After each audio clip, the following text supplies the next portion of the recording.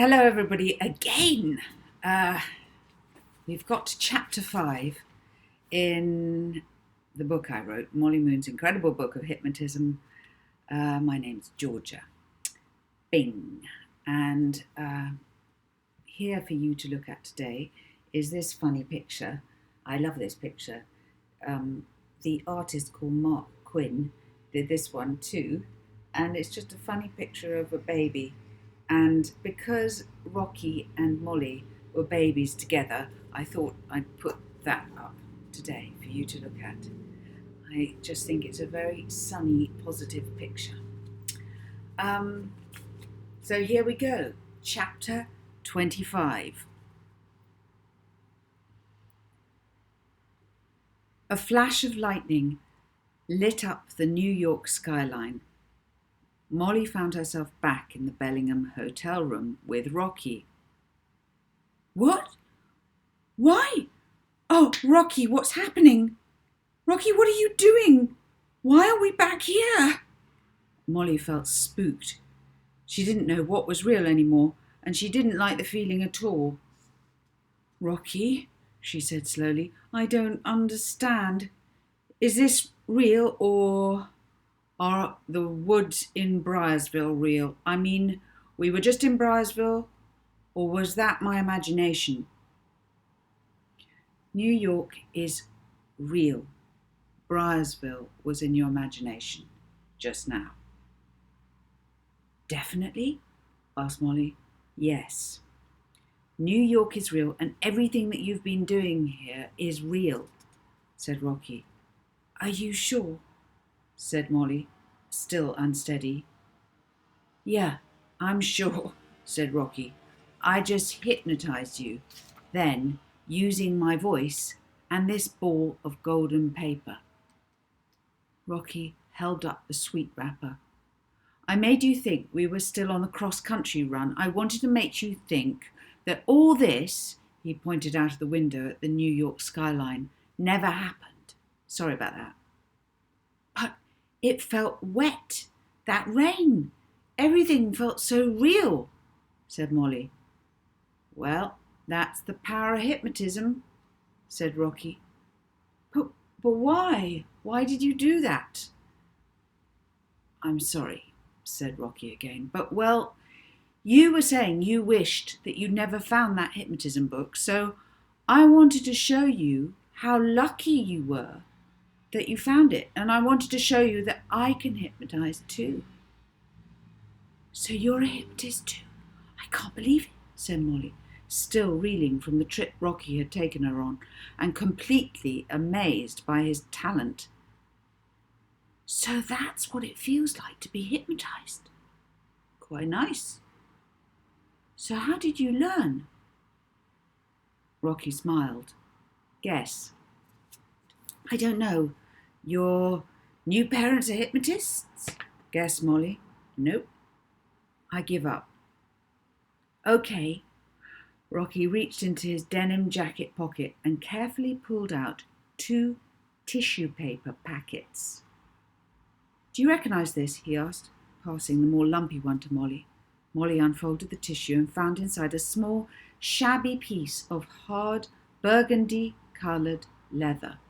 She turned the leather over in her hand to discover on the other side a large golden capital letter, H. The missing H, she said, amazed, and picking up the hypnotism book, she carefully placed the H in the space on the spine. It fitted exactly, and the strange word hypnotism became hypnotism again. Then Rocky passed her the other parcel. In this one was some neatly folded old yellowing paper. Molly opened the paper up. I can't believe it. So you were the one who ripped those chapters out. I couldn't resist them, Rocky said. Chapter 7, Hypnotism using the voice alone, and Chapter 8, Long Distance Hypnosis. They're my specialities. And I thought I was the naughty one, said Molly. Well, you see, I had the book first, explained Rocky. I found it in the not to be lent out section in the library, and so I read it there. It took me ages to read. Every time I had a spare hour, I'd sneak to the library. I think you thought I didn't like you anymore because I kept disappearing. The truth was, I was trying to learn how to be a hypnotist because I had a plan. I wanted to get you and me away from Hardwick House by hypnotising some of the Americans who came. I wanted to hypnotise them into seeing how great you are. I wanted them to tell you how much they liked you, because everyone else was always so mean to you. I wanted them to boost your confidence. That's why I never told you about the book. Anyway, while I was reading, that bit of the cover fell off, and so I kept it. I decided to, borrow those 2 pages. But you know what? I think they ought to go back inside now. Rocky took the pages and flattened them out, and opening the hypnotism book, he put them back into their rightful places. Home sweet home, he said. Then he gave the whole book to Molly.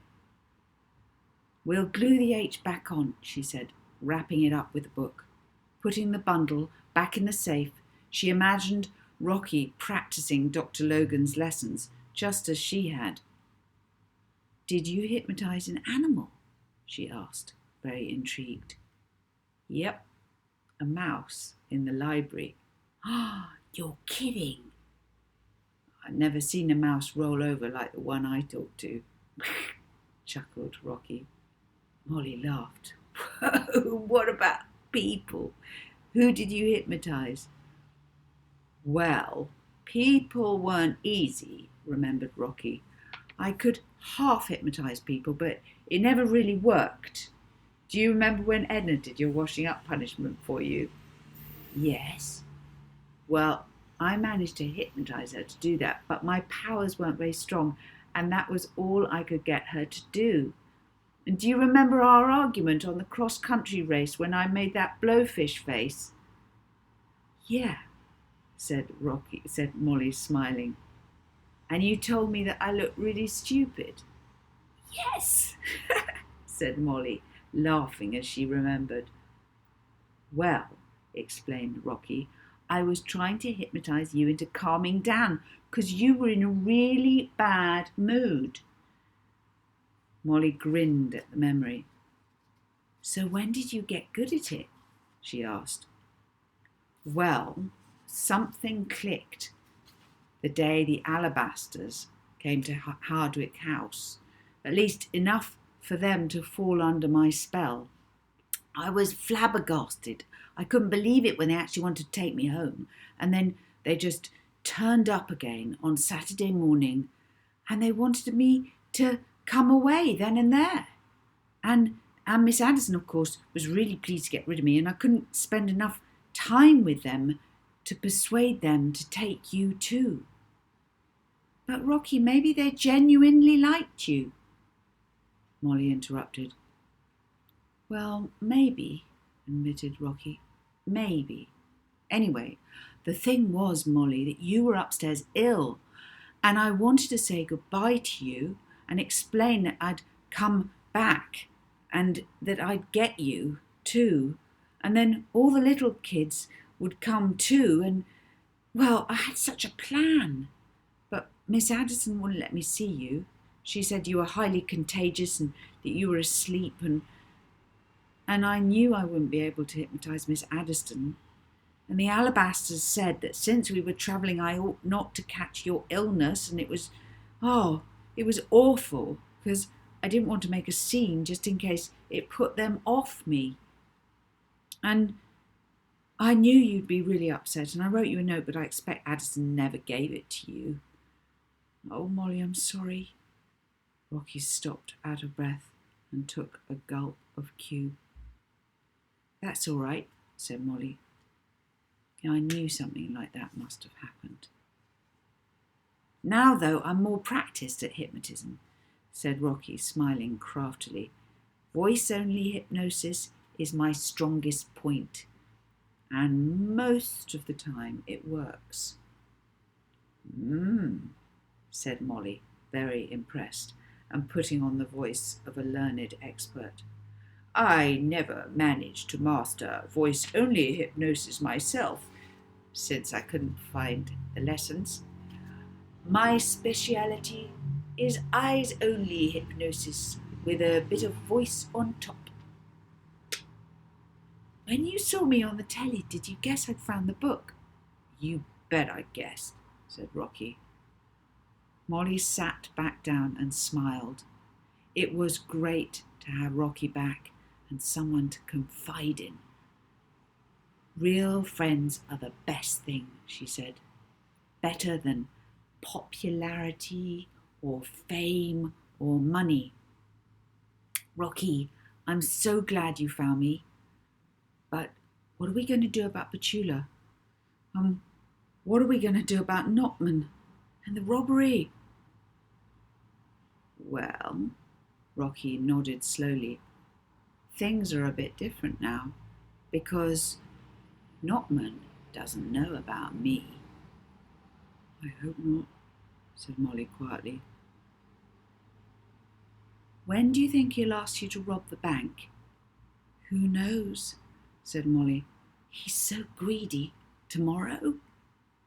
That soon? Said Rocky. Well, in that case, we've only just got time to sort ourselves out. I think I know what we can do. I've got an idea. It's a long shot, I have to admit, but it might just work. And that is the end of chapter 25. Ooh. We're getting close to, well, sort of close to the end of the book. There's still quite a lot to go. I hope you enjoyed that, and I hope you have a lovely day wherever you are. If you're planning to do any hypnosis, planning to hypnotise anyone, don't make them do anything that's dangerous. And good luck with your hypnotising, happy hypnotising, and see you soon. Bye.